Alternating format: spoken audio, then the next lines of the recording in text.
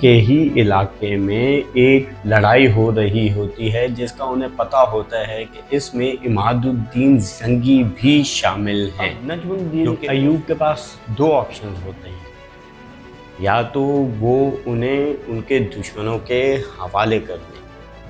کون جانتا تھا کہ یہ بچہ تاریخ میں اپنا اتنا نام بنائے۔ اس موقع پر دو ایسی شخصیات مل جاتی ہیں جن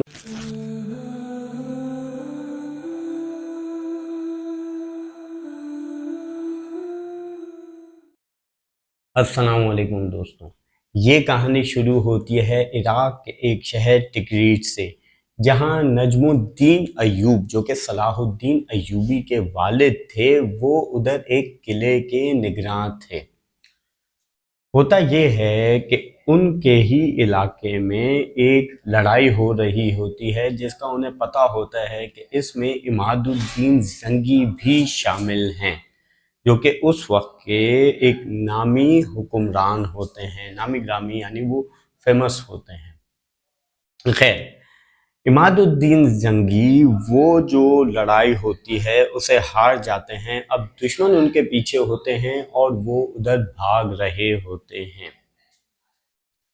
بھاگتے بھاگتے وہ جو ہے وہ پہنچ جاتے ہیں نجم الدین ایوب کے پاس، یعنی ٹکریٹ کے اس قلعے میں۔ وہ انہیں کہتے ہیں کہ تم مجھے ان سے بچاؤ کسی بھی طریقے سے۔ اب نجم الدین ایوب کے پاس دو آپشنز ہوتے ہیں، یا تو وہ انہیں ان کے دشمنوں کے حوالے کر دیں، یا یہ کہ وہ ان کی جان بچا لیں۔ تو ہوتا یہ ہے کہ نجم الدین ایوب وہی فیصلہ کرتے ہیں کہ جس میں تھوڑا رسک ہوتا ہے۔ وہ عماد الدین زنگی کو اپنے پاس قلعے میں پناہ دے دیتے ہیں اور اسی رات انہیں ٹائگرس کا ریور پار کرا دیتے ہیں۔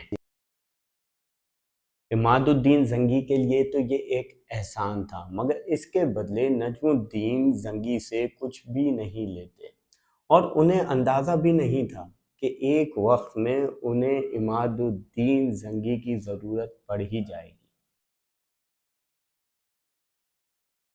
اب کچھ عرصے بعد شرکو، جو کہ صلاح الدین ایوبی کے چچا اور نجم الدین یعنی ان کے والد کے بھائی ہوتے ہیں، وہ اسی قلعے میں یعنی ٹکریٹ میں ہی فوجی کمانڈر ہوتے ہیں، مگر ان کے ہاتھوں ایک بااثر شخص کا قتل ہو جاتا ہے۔ یہ بات حکمرانوں تک پہنچ جاتی ہے اور وہ یہ فیصلہ کرتے ہیں کہ نجم الدین ایوب اور شرکو دونوں اس شہر کو چھوڑ کے جائیں۔ اب نجم الدین ایوب گھر پہنچتے ہیں اور اپنی بیوی جو کہ پہلے سے امید سے ہوتی ہیں انہیں اور بچوں کو کہتے ہیں کہ ہمیں یہ شہر چھوڑ کر جانا ہوگا۔ اب ایک روایت کے مطابق انہی مشکل حالات میں صلاح الدین ایوبی پیدا ہوئے، ٹھیک اسی وقت جب ان کے والد اپنی فیملی کے ساتھ وہ شہر چھوڑ کر جا رہے تھے۔ کون جانتا تھا کہ یہ بچہ تاریخ میں اپنا اتنا نام بنائے گا کہ اسے صدیوں تک یاد رکھا جائے گا، ایک ایسا مرد مجاہد جس کی مثال تاریخ میں کم ملتی ہے۔ خیر، ہم آگے بڑھتے ہیں۔ اب نجم الدین کو یہ سوچنا تھا کہ وہ اپنی فیملی کے ساتھ اس شہر کو چھوڑ کر کدھر جائیں گے۔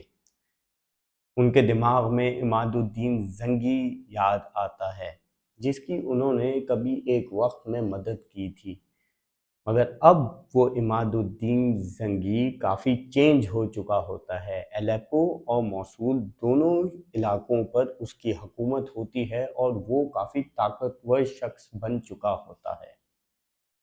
نجم الدین ایوب اپنی فیملی کے ساتھ موصول کی طرف روانہ ہو جاتے ہیں۔ وہاں وہ عماد الدین زنگی سے ملتے ہیں اور زنگی اس احسان کو ابھی تک یاد رکھا ہوتا ہے۔ وہ نجم الدین ایوب کو اپنے پاس ایڈوائزر رکھ لیتا ہے اور شرکو جو کہ ان کے بھائی اور صلاح الدین ایوبی کے چچا، ان کو اپنی آرمی میں کمانڈر رکھ لیتا ہے۔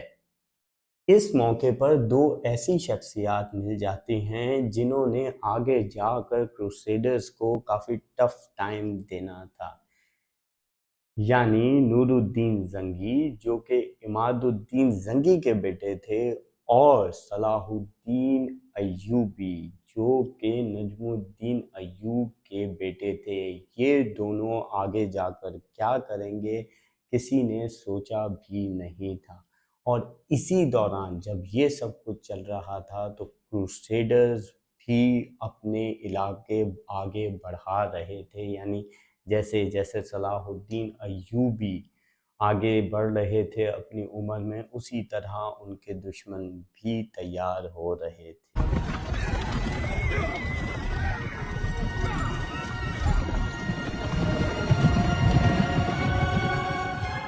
दोस्तों, अगर आपको ये वीडियो पसंद आई है तो कमेंट करके ज़रूर बताएं, चैनल को सब्सक्राइब ज़रूर करें। हम इंशाल्लाह मिलते हैं सलाहुद्दीन सीरीज़ के पार्ट 3 में।